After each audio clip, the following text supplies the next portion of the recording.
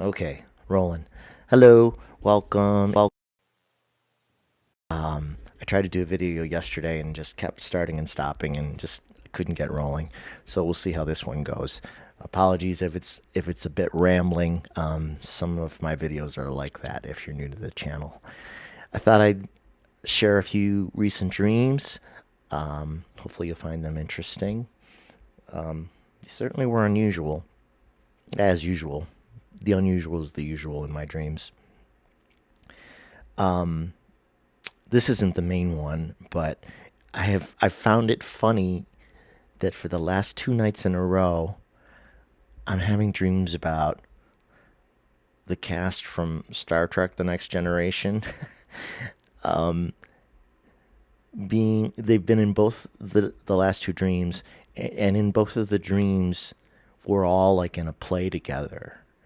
We're not they're not playing their characters from Star Trek Next Generation. Like if you watched it with Captain Picard, that would be Patrick Stewart, and Jonathan Frakes was Commander Riker. If there are any Star Trek fans out there among you, and I think Deanna Troi, Marina Sirtis was also in the dreams. I think, and maybe Doctor Crusher too. but, but we were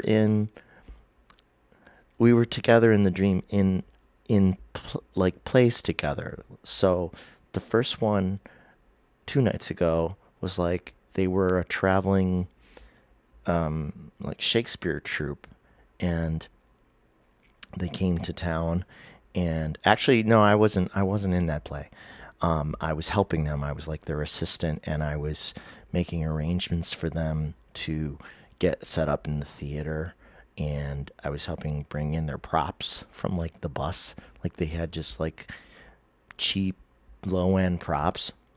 And I have no idea what that's about. Like zero.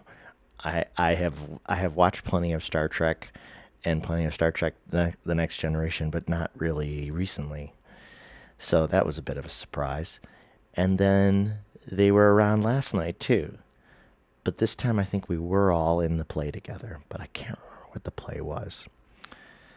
So that's the appetizer for this video.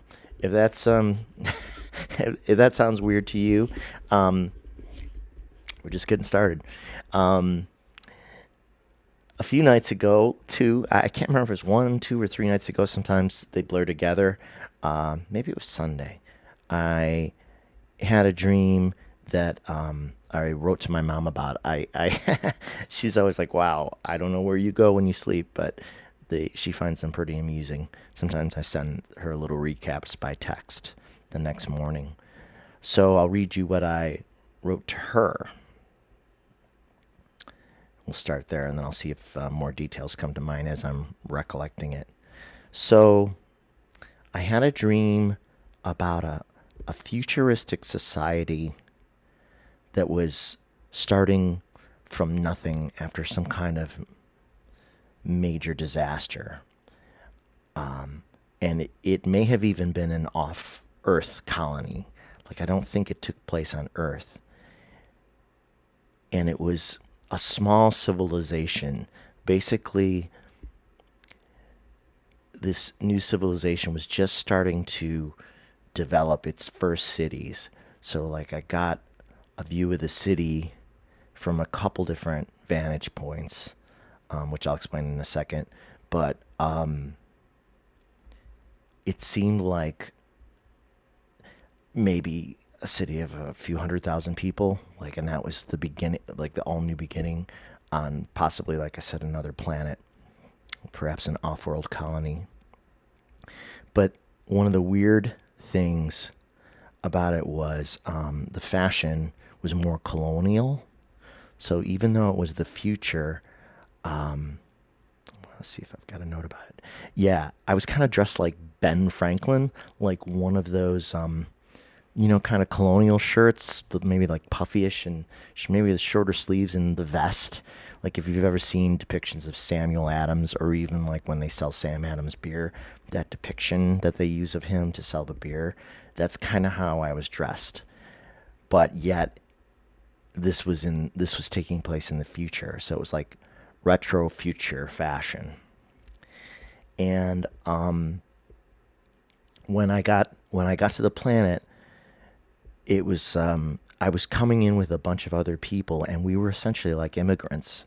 We were new arrivals, and we had all this excitement to join this new civilization, only to discover that the little city nation was a dictatorship, not free.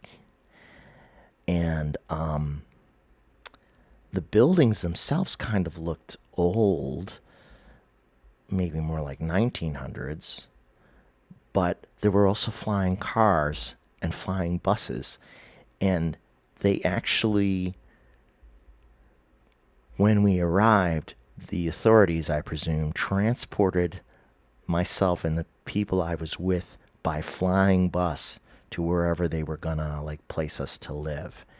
And it was very abstract in the dream. Like it didn't make logical sense as a design. Basically, the front of it looked like kind of like a normal bus, but then the whole back end of it looked more like excuse me, like open, but with like long ladders attached to it, almost like fire truck ladders. And we were like harnessed to the fire trap ladders, and like our legs were dangling in the air. So the front of this thing was like a regular kind of bus looking thing. Then with the racks and are hanging off the racks, and they're flying us through the city. And so that was how I got one of my views of the city. And that's when I noticed that it was like semi urban, but like very underdeveloped. Like there were no buildings that were more than, say, 3 or 4 stories high. Like it was an early industrial age kind of civilization in one sense, but yet they had this futuristic tech. So I don't know if that is because the city nation was so new, but yet, like I said, it was a dictatorship, and that was shocking to me. So I, you know, you know how you like to be the hero in your dreams. Sometimes I apparently decided to start a revolution. So I wrote up a declaration of inherent human freedoms in the bar or lobby of the elaborate old hotel I was staying at, and I posted it in the hotel. And the goal was to free the people. Yeah, so here's some more notes. Yeah, so my mom said, "Oh, this is, oh, why, oh my God, another epic dream. This sounds like a combination of our evolution and beyond." And she liked the Ben Franklin, Sam Adams fashion touch that I mentioned.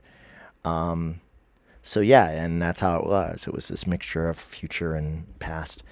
And I started to use their futuristic tech to make my own maps of the city, to figure out how to begin to defend and fight for turf, to acquire and defend and fight for turf. And this is illogical, but there was the vehicles, the cars and the trucks and the buses, which did look like more like 1900s vehicles. They could drive. Again, doesn't make sense. They could drive up the sides of buildings, on top of buildings, and basically you weren't restricted by gravity somehow. So as I was trying to create my maps of the city, I was driving. I can see this one particular part so clearly, where I drive up the side of this short building, or like tenement, and I park, and so I'm looking out over there to like draw my maps of how the city looks. I'm acquiring information, and then I drove it back down the side of the building. That's very typical for my dreams to begin to be that strange. And I was driving, yeah, and I was driving over tops of buildings, like I think where like it's almost like, I don't know if it's because it was maybe a flying vehicle too, where like you could just drive off the roof of one and just like kind of float through the air and drive onto the top of the next one. I don't know. Something like that. And then after I got done doing that, I was in the living room of the room I was staying at in the hotel, or maybe I was in the lobby of the hotel still, because it was really like elaborate. It was a big space, like with an old elaborate staircase and hand railings and stuff. And I I wondered to myself if I could still levitate, which I know my friend Diane's gonna love because I'm always levitating in my dreams. And of course, she always says someday you will levitate, which I don't know about that, but I'm always dreaming about it. And so I wondered to myself if I could levitate, if I could still levitate. So apparently I'd been doing this a while. And I just raised a couple feet off the ground. Like, okay, yeah, I can still do it. And I floated to that big staircase in front of me, maybe like 15 or 20 feet, facing the front foyer. Oh, and I did forget this detail, so I'm glad I wrote it down here in this text. When I got to the front staircase, of course, there were like two large Black Panther like animals that either snuck in to the hotel or were let in on purpose to attack us or me. And I fought them off with a fireplace poker, which I happened to grab while floating over the side of the staircase because I could see it from the staircase because I'd floated to the edge and I could see it over the railing. And so I floated over the railing to grab it and defend myself against the Black Panthers. So there you go. That's that whole dream. If that sounds like weird nonsense, I can't entirely disagree, but it was definitely entertaining. Definitely had a sci-fi element, so I suppose maybe that it also explains why the people from Star Trek were showing up in the other dreams. Yeah, that was bizarre. And then a few days prior to that, I had a dream about our lovely former president, Mr. 45, that took place at a fire station. But in the dream, the fire station was really, really big, almost like a museum. I mean, the ceilings were so high, and it almost every surface was glass.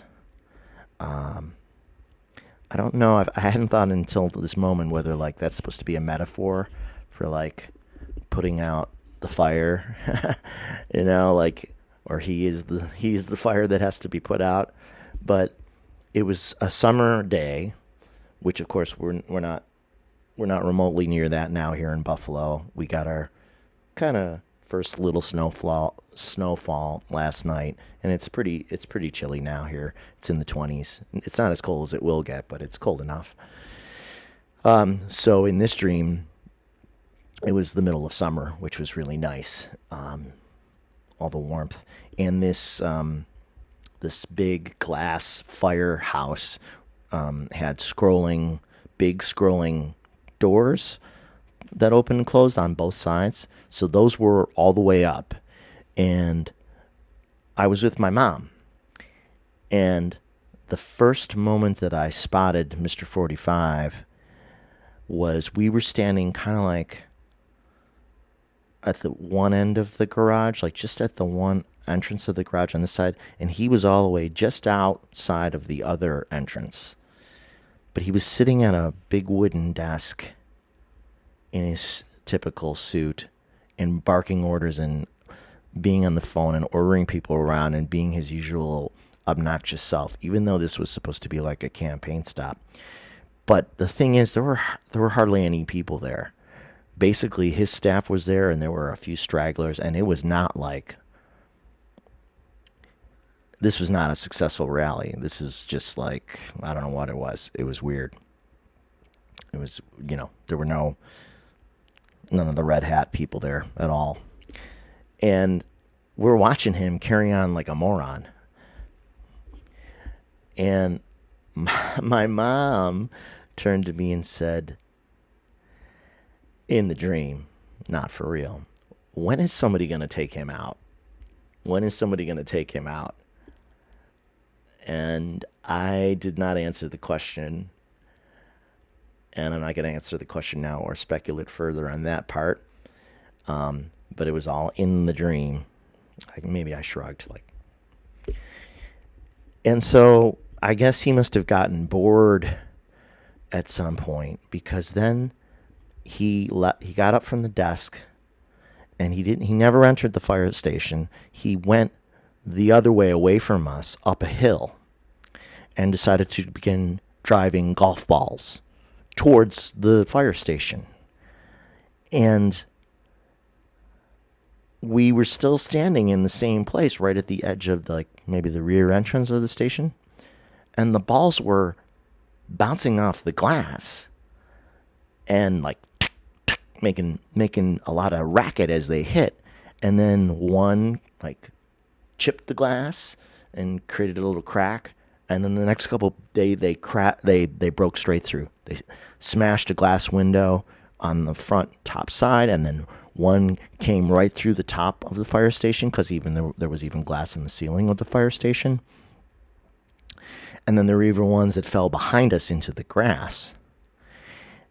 And I saw that the balls themselves were bright orange. Like his face, yes. And but when I went and looked at one of the ones in the grass, I was maybe going to pick it up, or I don't know. But when I looked in the grass, all of the balls that were there, now they looked like crushed, smushed oranges, like oranges that had been thrown and had smashed instead of golf balls.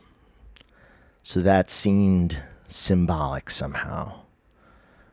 And I think when I told my mom about this dream, she even said, of course it's not realistic, but she was like, oh, of course he wouldn't care that he was shooting golf balls towards a fire station. Like, he would do that. I mean, not really, but maybe. And yeah, so I don't know what to make of that dream. I've had some previous dreams of him that I've detailed on the channel before. The strangest one was the one when I was aboard Air Force One. This was before Biden was elected. And he was in the rear of the plane, but he was in almost like a see-through glass case, almost like a casket, which is funny because I remember that Linda G on her channel has mentioned a few times seeing him almost in a transparent kind of case on display in a mall, I think she said one time. And maybe, I don't remember if no one was coming to see him, or she had a vision of his potential demise, which we cannot wish for that. That's bad juju to wish for that. But in this dream, which took place well before the election, it was on Air Force One, and he was in the back, and there was kind of a weird kind of spectral aspect to him, because he was still in the case, and it was tilted slightly back, and there were either Secret Service around him, or even maybe armed police, or federal agents or army. And so he didn't actually, he seemed to be neither fully alive nor dead. He was not participating, but his presence was felt throughout the plane. And I don't remember all the details right now, but I know that dream is chronicled somewhere on this channel. And I know I wrote down bits of it, I think, for the next book. But there was a part where things start to go wrong on the plane, and basically he has somehow inspired a kind of mini riot on the plane. And I think there were even soldiers on the plane who might have even started shooting at the passengers, if I recall correctly. And I remember being down on the floor of the plane, like tucked, to myself to try not to get shot. And this part I remember very clearly when it's a little creepy. When I looked up to the ceiling of the plane, I saw a smiling, red, transparent figure with horns. Not unlike the depictions we see in fiction of red, horned, not good energies. And this, and like I said, it was a transparent figure, and the transparent figure was smiling gleefully, like in delight at the chaos on the plane. But I also remember this 100% in the dream too. I remember thinking, yeah, go ahead, keep smiling, because you're going to lose. Because you're going to lose. And at the end of the dream, among other things that happened, I remember that they switched out. Did they switch out? Switch it out? Maybe they switched out, not the presidential logo, but they put a new flag in the window of a new American flag in the window of the plane at the end. And in the dream, I knew that Biden was going to win the election, or had won the election, even though when I had the dream, he hadn't yet won. And so when I felt confident, like even seeing that red figure in the dream, like I was like, you can smile all you want, but you don't even realize you've already lost. And yeah, that part really stuck with me, that there was a hopefulness to the dream, even though the dream was all chaotic. At the end, the Air Force One was clearly became President Biden's, and that was obviously a relief. So, yeah, I wasn't planning to mention that older dream, but it ties in maybe with the newer dream a little bit. And I've had a few other dreams of 45 too, that you may or may not recall. There was one time where he was hosting like a TV show that I remember, like almost like a late night talk show, and I remember staring at him and kind of giving him the evil eye. And I think he got arrested in that dream, if I'm not mistaken, at the end. And I remember that he really looked me in the eye in that dream, and I really looked him in the eye unforgivingly.